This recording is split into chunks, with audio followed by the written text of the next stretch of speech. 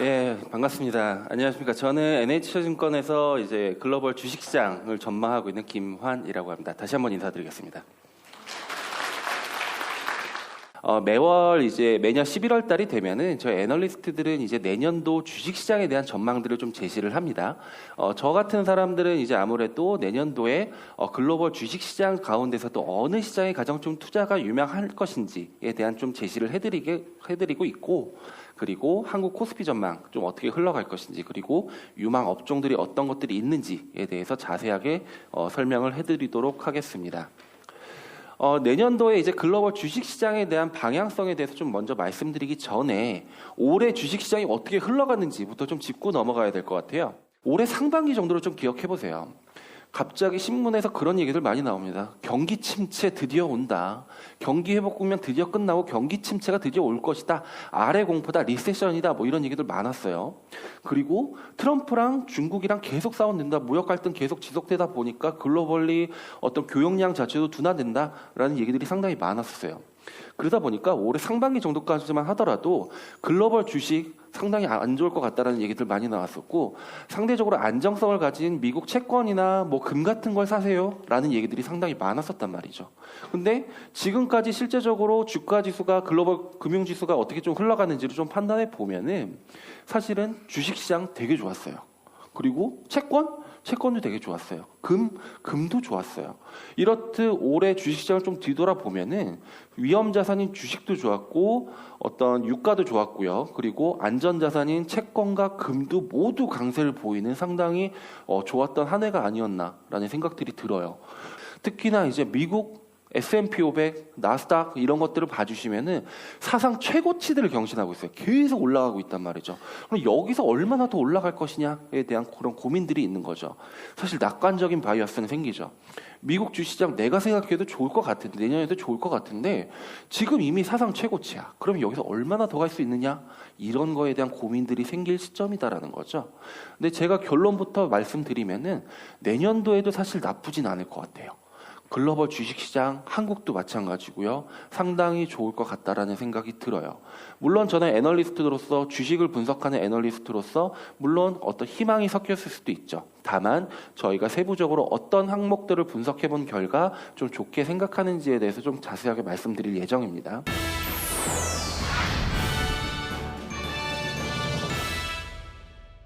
경제학을 한번 이제 공부를 해보신 분들은 아마 한 번쯤은 들어보셨을 텐데, 경기라는 것들은 주기가 있어요. 언젠가는 좋아졌지만 언젠가는 또 안 좋아지는, 그러니까 좋아지는 국면과 안 좋아지는 국면들이 계속 이어져요. 이런 것들이 이제 경기 사이클이라고 하죠. 그리고 경기 사이클도 장기 사이클이 있고 단기 사이클도 있고요. 중기 사이클도 있어요. 근데 저희가 봤더니 빨간색으로 되어 있는 부분들이 장기 사이클이에요. 봐주시는 것처럼 점점점점이 되기 전까지 지금 고점을 향해서 올라가서 옆으로 쭉 기고 있어요. 글로벌 금융위기가 터진 이후에 지금 글로벌 경기 회복은 쭉 이어진 다음에 고점 부분에서 지금 횡보를 하고 있어요. 노란색 사이클은 단기 사이클이에요. 한 2, 3년 주기의 사이클을 좀 생각하시면 되는데, 지금은 단기 사이클은 밑으로 쭉 내려왔어요.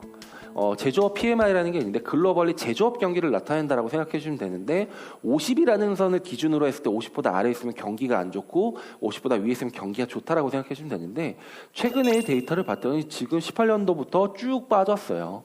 그게 뭐냐면은 글로벌 경기가, 제조업 경기가 그만큼 안 좋았다라는 거죠. 그리고 그 제조업 PMI가 하락했었던 개월 수가 역대 최장 기간이었어요.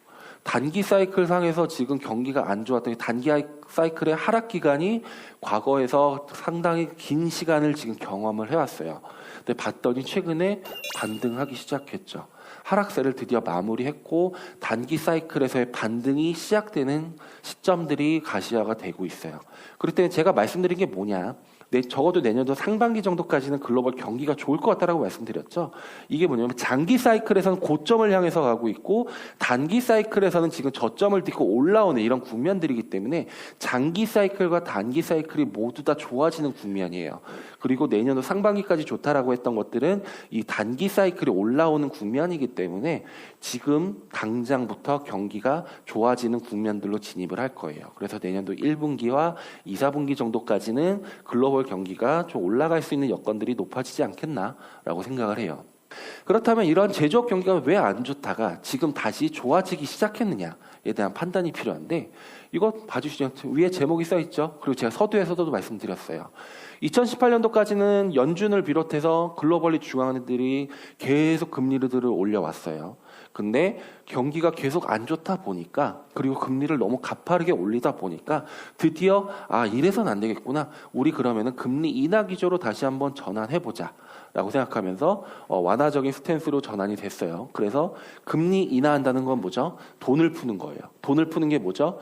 요 왼쪽에 써 있는 것처럼 글로벌 M1 증가율이라는 게 돈이 풀리는 속도거든요. 지금 돈은 풀리기 시작했어요. V자 반등이 나타났죠.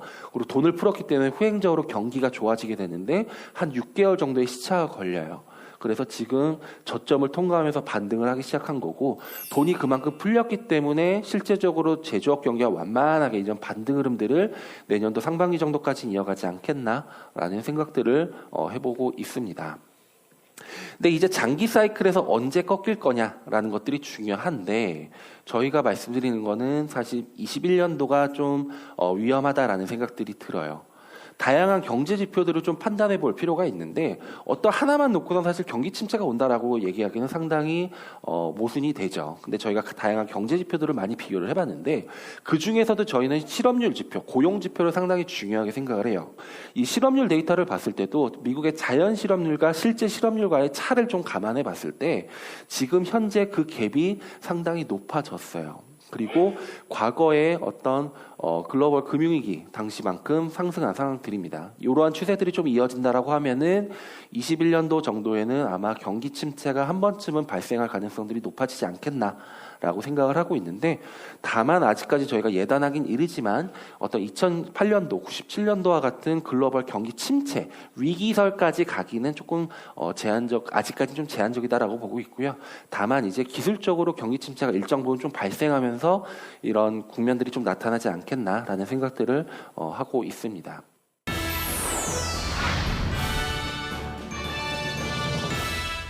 근데 지금과 같은 경기 둔화 압력들이 상당히 높아진다라고 하면은 정말 빠르면 내년도에도 경기 침체는 한 번쯤은 올 수 있어요. 근데 이러한 시점들이 계속 좀 뒤로 지연될 가능성들이 높다라는 것들은 아무래도 연준이라고 하는 미국의 중앙은행과 그리고 트럼프라고 하는 미국의 대통령의 정책에 따라서 사실 경기가 안 좋아졌던 이유들을 완화시키고, 그래서 경기 회복 국면들을 조금 더 연장시키고 침체의 시기를 계속 좀 지연시키는 움직임들이 나타날 수 있다라는 건데, 최근에 뉴스를 보면 상당히 어려운 단어들이 나와요. 보험성 금리 인하 라는 얘기들이 상당히 많이 나오는데, 그게 왜 금리 인하면 금리 인하지 왜 보험성 금리 인하냐라는 설명들을 좀 해드리면은, 원래 기본적인 통화 정책의 자체는 경기가 안 좋을 때, 실제적으로 경기가 안 좋고 침체 국면으로 빠졌을 때 금리를 인하하는 것들이 일반적이에요. 근데 지금 미국 경기는 사실 침체 국면은 아니에요. 경기에 대한 회복 국면들이 이게 슬로우해지고 있는 국면들이거든요. 그러니까 경기가 지금은 회복 속도가 되게 슬로우해졌고 언젠가는 경기 침체에 대한 우려들이 불거진 거예요. 아직까지 경기 침체가 안 왔기 때문에 사실은 금리 인하를 안 해도 되는 상황들이었어요. 근데 언젠가는 이런 속도라면 경기 침체가 올 것 같기 때문에 먼저 선제적으로 금리를 인하를 해보자, 보험적인 성격을 가지고선 금리 인하를 해보자라고 얘기했던 게 이제 보험성 금리 인하예요. 과거에 95년도와 98년도에도 비슷한 사례가 있었어요. 그 당시에도 경기가 좋아지는 속도가 슬로우해지자마자 연준은 95년도와 98년도 각각 3번씩 금리 인하를 단행했어요. 그리고 이번에도 3차례 금리 인하를 단행했죠. 그리고서 과거에 3차례 금리 인하를, 보험성 금리 인하를 단행한 다음에 멈췄는데, 그 이유가 뭐냐면 이제 V자로 보이는 차트들이 있죠. 막대 차트도 마찬가지고, 이게 뭐냐면 실제 경기가 좋아졌어요. 금리 인하를 단행하자마자 경기가 좋아진 거예요. 그러면서 이제는 더 금리 인하 안 해도 되겠구나. 그러면서 이제 금리 인하 사이클을 멈췄는데, 중요한 건 제일 오른쪽이라는 거죠. 제일 오른쪽이 최근의 차트인데 올해 연내 3차례 금리 인하를 단행했어요. 근데 과거와는 달리 경제 지표가 여전히 흘러내리고 있다는 거죠. 경기가 아직까지 둔화되는 속도가 멈출 그런 기미가 아직 안 보여요. 근데 이런 상황에서 연준은 일단은 우리 금리 인하 멈출 거예요 라고 언급을 했다는 거죠. 그러면 연준이 말한 것처럼 실제적으로 금리 인하 이제 끝났구나 라고 단념을 해야 되느냐? 그렇진 않다라는 거죠. 왜냐? 보험적인 성격의 금리 인하기 때문에 저 경제 지표가 계속 안 좋아지면 연준은 추가적으로 금리 인하를 단행할 수도 있어요. 그리고 두 번째로 중요한 게 실제로 경기가 반등해요. 왼쪽처럼 실제로 경기가 반등한다고 했을 때 그렇다면 저희가 두 번째 고민은 그럼 경기 좋아지니까 다시 한번 연준이 금리를 올릴 거냐? 이렇게 봤을 때 연준이 그건 딱 선을 그었어요. 우리 금리 인상에 대해서는 상당히 멀었다라는 얘기들을 해요. 그렇기 때문에 현재 수준도 상당히 낮은 수준의 저금리고 이것보다 경기가 안 좋아지면 추가적으로 낮출 수도 있지만 반대로 이 현 수준의 금리를 꾸준히 유지를 하면서 경기 회복을 도모해 보겠다라는 얘기들을 하고 있어요. 그래서 어떤 연준의 통화 정책은 상당히 금융시장 그리고 경기에 긍정적으로 작용하고 있다라고 생각이 들고 있고요.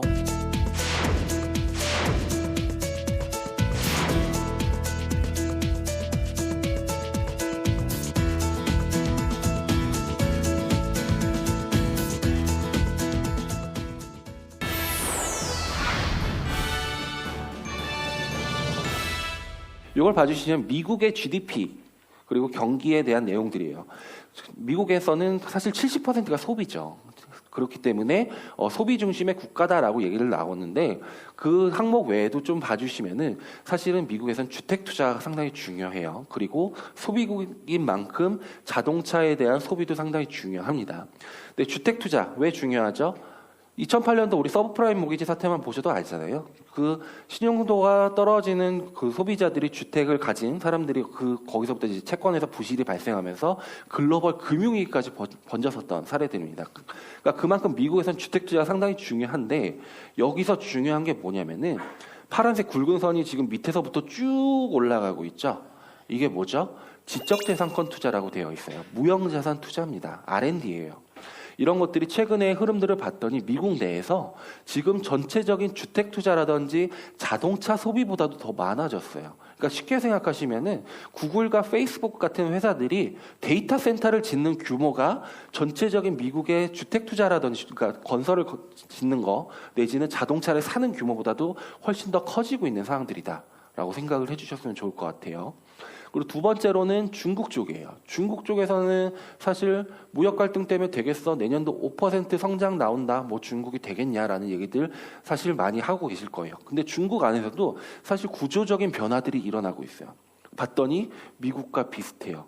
아직까지는 중국에서는 주택 투자는 여전히 커요. 여전히 가장 큰 규모들을 자랑하고 있는데 아랫부분에서 봐주시면은 자동차 소비보다도 소프트웨어에 대한 투자가 늘어나고 있어요. 더 규모가 커졌어요.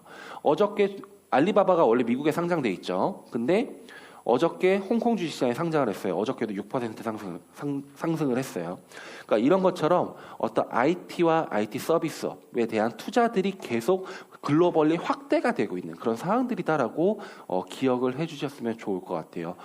이제 글로벌리 이제 경기가 좀 반등을 한다라고 말씀을 드렸는데 그렇다면 이제 국가별로 어떤 지역이 가장 먼저 경기가 반등하느냐에 대한 판단이 필요합니다.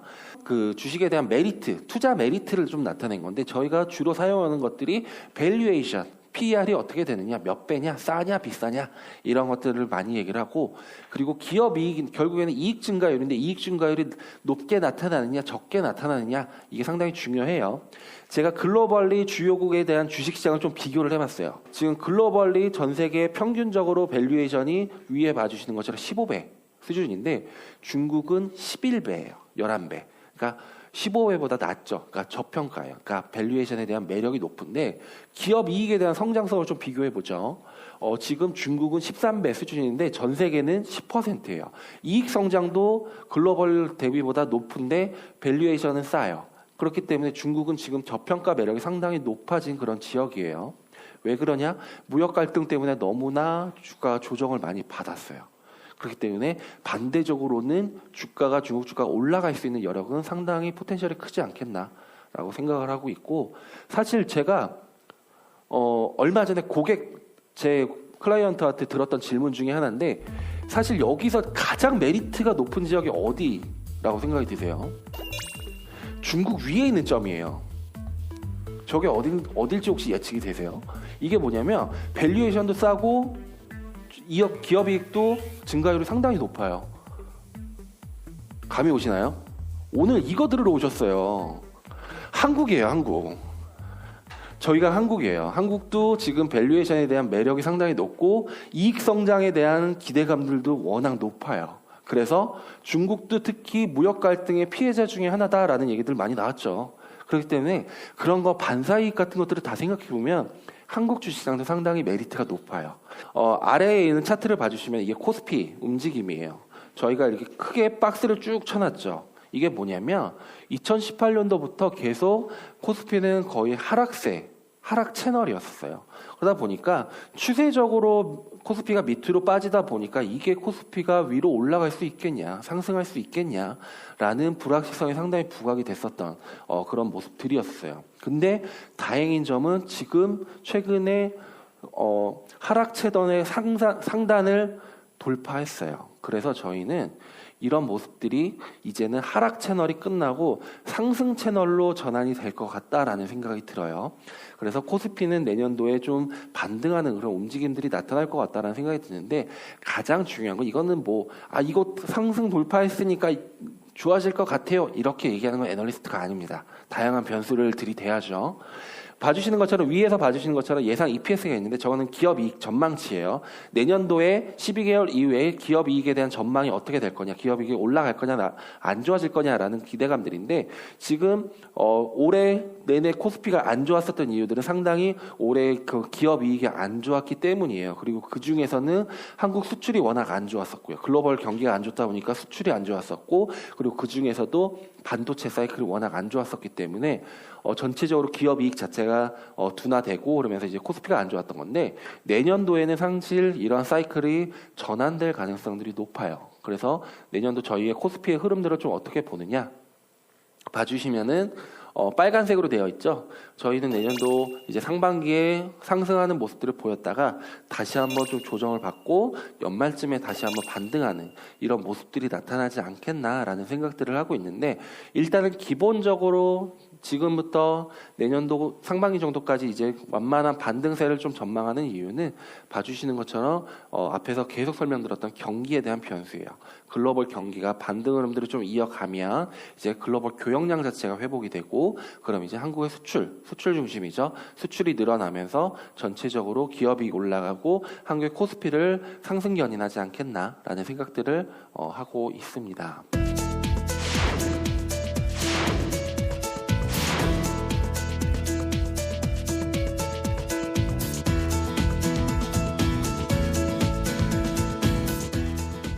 그렇다면 이제 우리가 뭘 사야 되느냐? 이게 중요한 거죠. 사실 너무나 다양한 불확실성이 높아요. 한국도 양극화 이슈가 너무나 크고요. 그리고 내년도 성장률이 사실 2%도 안 나올 것이다라는 우려들이 상당히 높아요. 그만큼 경기에 대한 불확실성, 그리고 양극화에 대한 우려들, 글로벌 경기도 어떻게 흘러갈지 모르겠고 미국 대선도 어떻게 될지 모르겠어요. 이런 불확실성 하에서는 사실은 안정적인 거를 추구할 수밖에 없어요. 그리고 그 안정적인 게 뭐냐? 1등이라는 거죠.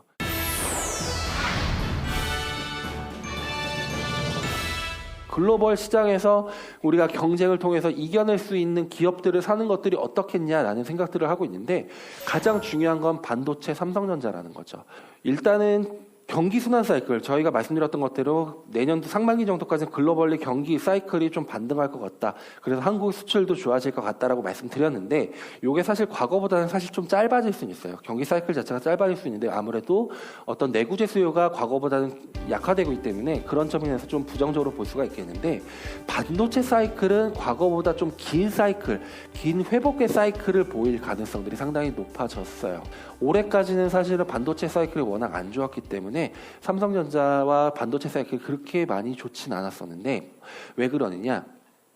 일단은 올해 반도체 사이클이 안 좋았던 이유들이 뭐냐면은 미국의 IT 대기업의 어떤 서버가 그 수요들이 상당히 부진했었어요. 그래서 봐주시는 것처럼 올해 상당히 이렇게 꺾였었던 그런 모습들이 나타나는데 내년도에는 요 반도체 사이클 그리고 설비 투자 사이클, 그 반도체 서버에 대한 사이클들이 다시 한번 개선될 수 있는 여지들이 높아요.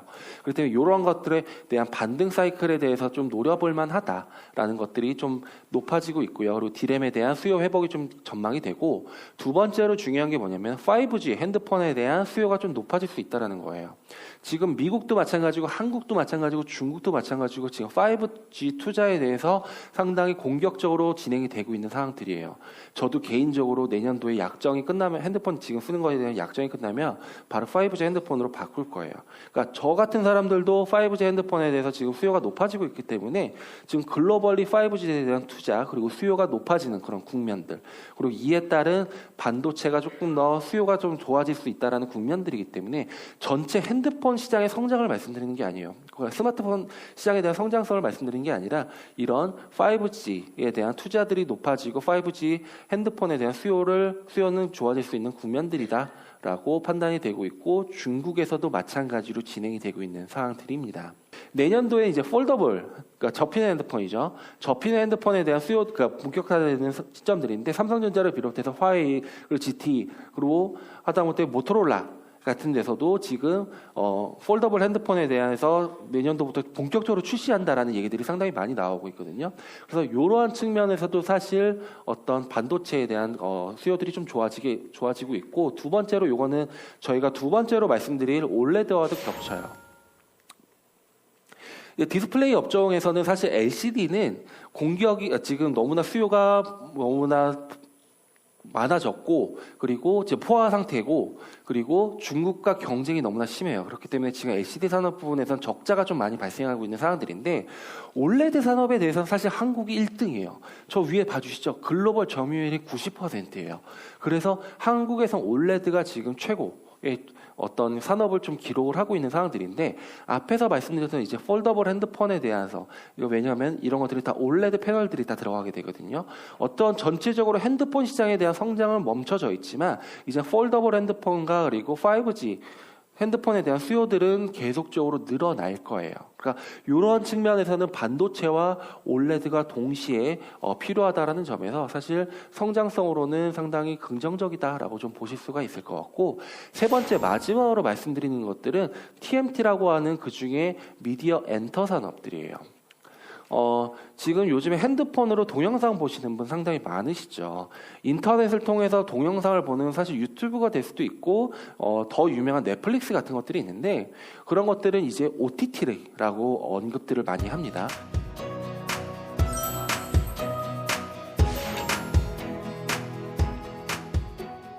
이런 산업들이 사실 미국에서는 계속 성장을 하다가 사실은 여기서 추가적인 성장에 대한 모멘텀을 어디서 찾느냐? 한국과 아시아에서 찾고 있어요. 넷플릭스를 보시는 분들은 혹시 아실지 모르겠지만 실제로 지금 넷플릭스가 한국의 어떤 드라마 산업이라든지 외주 제작에 대해서 상당히 많이 투자를 하고 있어요. 그리고 대표적으로 킹덤이다라는 드라마 있죠. 그게 스튜디오 들어간 거죠. 그리고 넷플릭스가 투자를 한 겁니다. 그러니까 이런 것들에 대해서 지금 미국에서의 OTT 산업 그리고 한국에서도 OTT 산업이 계속 발전하고 있는 그런 상황들이고 이런 것들이 지금 미국이 한국을 비롯해서 아시아 시장에 상당히 발을 넓히고 있는 그런 글로벌리 확장되고 있는 그런 산업들이다라는 것들이 상당히 중요할 것 같고요. 그리고 한국의 미디어 엔터 산업들은 사실 그 전에 사드 이슈로 인해서 많이 눌려져 있었어요.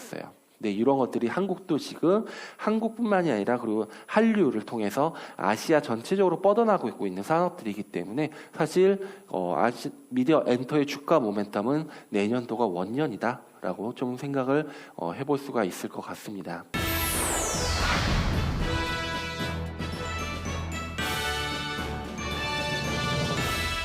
내년도에 사실 패러다임이 바뀌는 게 아니에요. 제가 맨 서두에서 말씀드렸던 것처럼 무형자산에 대한 투자들이 계속 늘어나고 있는 상황들이고 내년도에도 그 패러다임은 계속 유지가 될 거예요. 그런 와중에 글로벌 경기는 반등이 나타날 거예요.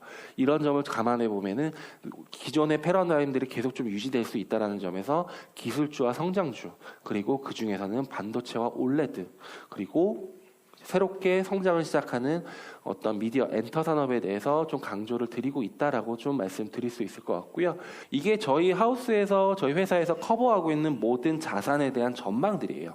왼쪽에는 내년도 상반기, 오른쪽에는 내년도 하반기에 대한 전망인데 위에 봐주시면은 상반기에는 안전자산보다는 위험자산을 저희는 선호를 하고요. 그리고 내년도 하반기가 됐을 때는 위험자산보다는 안전자산 쪽에 조금 더 포커스를 두는 게 어떻겠나라는 것들을 추천드리고 있습니다. 내년도까지는 사실 경기 흐름은 그렇게 나쁘진 않을 것 같아요. 근데 21년도, 내후년이 되는 거죠. 21년도 되면 사실 경기가 다소 안 좋아질 여지들이 분명히 존재를 하는 것 같아요. 그렇기 때문에 그런 것들을 감안해 보면 내년도 하반기 정도에는 그런 금융시장에 먼저 선반영할 수 있다라는 거죠. 그래서 내년도 하반기가 됐을 때는 채권 같은 안전자산을 조금 더 투자를 해보시는 게 어떻겠나라는 생각들을 갖고 있고, 상반기에는 글로벌 경기가 이제부터 본격적으로 반등 국면에 이어갈 거예요.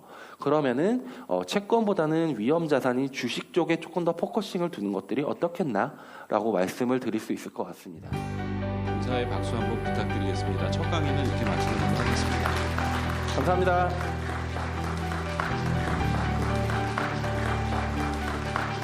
예, 제가 이제 평소 NH 투자증권을 이용하는데 아무래도 이제 재테크에도 조금 도움이 되고 좋은 강의를 많이 하더라고요. 한 달에 한 번씩. 그래서 아마 이거 들으니까 많은 도움이 될 것 같아서 왔습니다. 정치 경제적으로, 지정학적으로 또 우리가 처하고 있는 상황하고 또 글로벌로는 G2 미국과 중국과의 그런 여러 가지 상황들에 대해서 좀 많은 것들을 생각할 수 있는 시간이었던 것 같습니다.